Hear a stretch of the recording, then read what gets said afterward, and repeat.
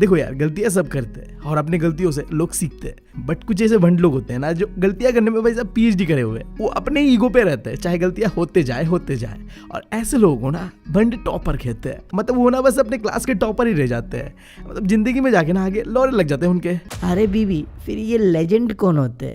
सुन बे नीले गोटे, अगर मैं तुझे एक वर्ड में बताऊं ना कि कौन असली लेजेंड है, तो भाई साहब बैक बेंचर्स यार। और कौन हो सकता है? तो इसके आगे कुछ भी लगा ले, अल्ट्रा प्रो मैक्स। मतलब इन्हें ना स्मार्ट वर्क पे विश्वास होता है, तेरी तरह हार्ड वर्क पे नहीं। पूरे साल पढ़ के तो कोई भी 95 ला सकता है, बट मेरी जान गान में अगर दम हो ना तो एग्जाम के गैप डेज पे पढ़ के SST पे 95 ला के दिखा पाएगा तू? बेटा तुमसे ना हो पाएगा। क्या वे नीले गोटे, पूरा ऑक्सीजन क्या तू ही लेके जाएगा? मुंह बंद कर अपना। मैं तुझे बताता हूँ कि अगर तूने कुछ नहीं पढ़ा हुआ है ना तो तू भी ऐसा कर सकता है, बस मैं जो बता रहा हूँ वो तुझे फॉलो करना है। देख नीले गोटे, बैक बेंचर्स को पता होता है कि भाई साहब 2-3 दिन पढ़ के ना पूरा किताब खत्म करा जा नहीं सकता और 95 आ नहीं सकता, तो वो सबसे पहले जाके देखते हैं 1 शॉट वीडियोस। तेरी तरह नहीं लाइव स्ट्रीम पे जाके रोशनी आई लव यू बोलते रहता है। गान में तो तेरे दम है नहीं सीधा सीधा जाके मुंह पे बोलने का, तो लाइव स्ट्रीम पे जाके बोलते रहता है और अपना समय बर्बाद करते रहता है। हाँ, वो जाके ढूंढते हैं एनिमेटेड लेक्चर्स 1 शॉट वाले, एंड देन वो देख लेते हैं उसे, जिससे उनका बेसिक जो होता है वो क्लियर हो जाता है। फिर वो निकल पड़ते एक बढ़िया सा नोट्स की तलाश पे। क्या बीबी, नोट्स ये कहाँ से आया? सॉरी, मैं नोट्स कह रहा था।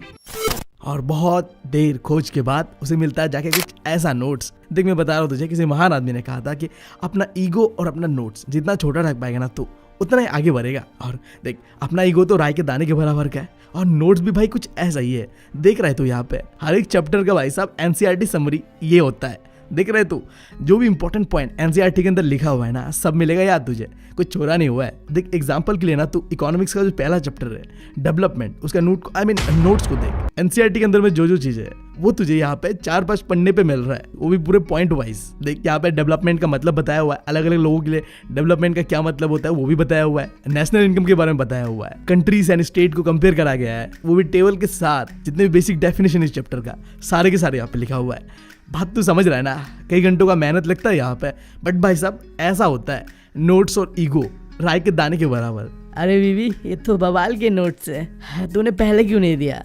पूरे साल में बस घिसाता रहा। साले नीले कोटे, ये क्या हलवा पूरी है कि एक रात में बना के दे दूं?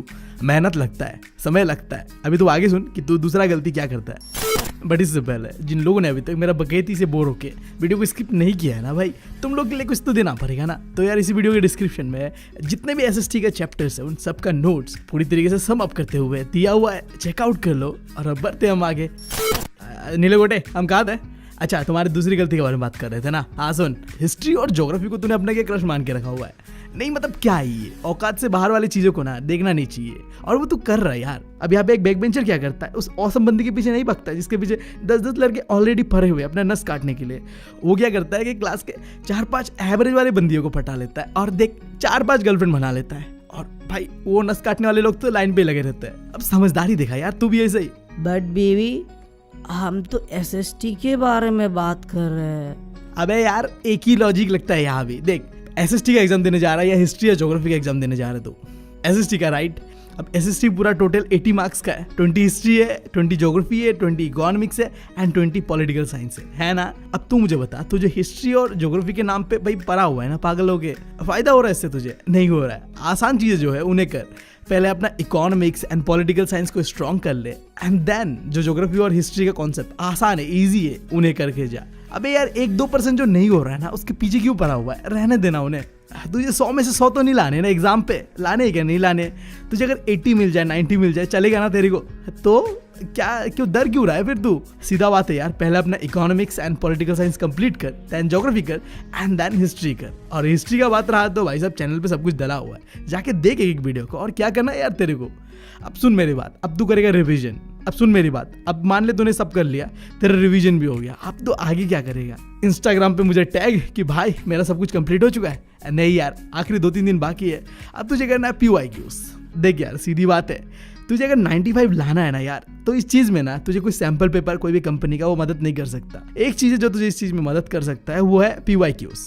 जो सीबीएसई का पहले का PYQs है वही तुझे मदद कर सकता है, पूरा फ्री होता है यार, जाके डाउनलोड कर एंड देन प्रैक्टिस कर। देखिए यार बात बहुत सिंपल है, सीबीएसई वालों ने फ्री PYQs प्रोवाइड करा अपने वेबसाइट पे, इसलिए तू वैल्यू नहीं दे रहा है उन्हें। अगर यही चीज सीबीएसई का पैसा देके कहने लगे ना भाई, अगर किसी को PYQs चाहिए तो खरीदना पड़ेगा, देन तो उसका वैल्यू देता, बट क्योंकि वो फ्री है तू वैल्यू नहीं दे रहा उसका, बट तुझे वैल्यू देना है मेरे भाई। अब देख तू जाएगा वहाँ से डाउनलोड करेगा वेबसाइट से, फिर तुझे कन्फ्यूजन होगा कि कौन सा करना है कौन सा नहीं करना है। अब इससे एक बेस्ट ऑप्शन है मेरे पास तेरे लिए, सुन, क्योंकि तू बैक बेंचर बनना चाहता है और मैं तुझे बना भी रहा हूँ, तो यार देख वीडियो के डिस्क्रिप्शन में ना तेरे पास PYQs का लिंक भी दिया हुआ है, तो जा और जाके डाउनलोड कर ले। देख PYQs करने का फायदा बहुत ज़्यादा है, जब तुम PYQs करते हो ना तो देखो तुम्हें पता चलता है कि कौन कौन सा टॉपिक है जो बार बार रिपीट हो रहा है, और मुझे वो टॉपिक ही करके जाना होता है। हमेशा ऐसा ही होता है कि जो अगला साल या उससे अगला साल का पेपर में क्वेश्चंस आया है ना, वही क्वेश्चन एज इट इज चिपका दिया जाएगा। समझ रहे हो मेरी बात?